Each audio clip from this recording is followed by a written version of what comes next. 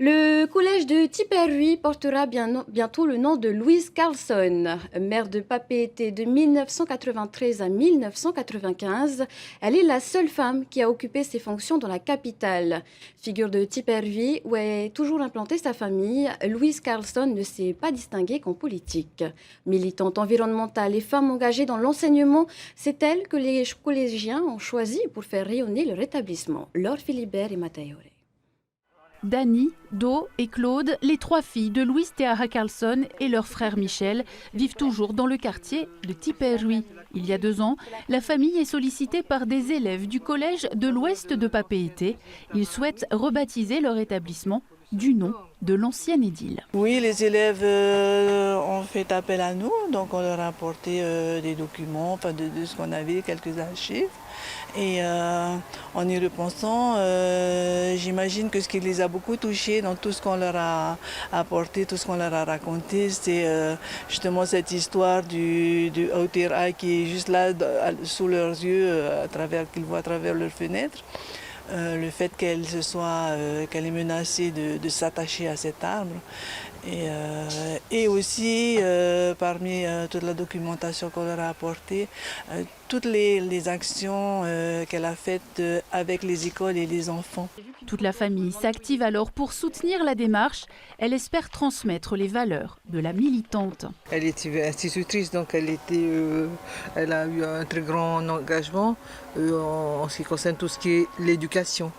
Et l'éducation, la formation des jeunes, la formation de leur esprit, le désir d'affirmation de soi et d'indépendance de la pensée. La commune est elle aussi associée à ce changement, une manière pour ces collégiens de s'approprier l'histoire de leur commune. Ce serait le seul collège qui porterait le nom d'une femme et on peut être fiers, nous, en tant que femmes, que ce soit une femme qui donne son nom à un collège, aussi illustre que soit le collège de Tipperary. Ça peut aussi susciter des vocations au niveau des élèves, une reconnaissance et puis un travail encore plus poussé de coopération entre l'homme et la femme pour bâtir le monde de demain de la Polynésie.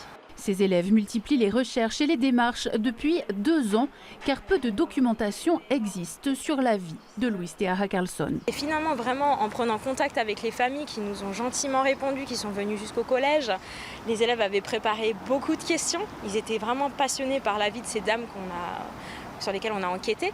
C'est vraiment en les recevant et en travaillant sur leurs questions qu'on a pu faire des présentations très très riches qui abordent vraiment la pluralité de la personnalité de cette dame. Elle a beaucoup de valeurs, donc c'est un peu comme un modèle pour nous ici, je pense, au collège, pour les collégiens, de savoir qu'on portera le nom d'une femme bienveillante, avec beaucoup de valeurs, intelligente, qui nous a donné ce qu'on a aujourd'hui. Le collège espère que ce projet se concrétisera rapidement. Les élèves finalement ont pu faire apparaître des valeurs propres à Théa Carlson, à sa personnalité, à son engagement, qui correspondent aux valeurs de l'école, qui correspondent aux valeurs du pays également, en termes d'engagement écologique, d'engagement citoyen, qui a séduit en conseil d'établissement, qui a vraiment été quelque chose qui a irrigué dans l'établissement. Après 2 ans à travailler sur le projet, les élèves quitteront le collège dans 1 mois.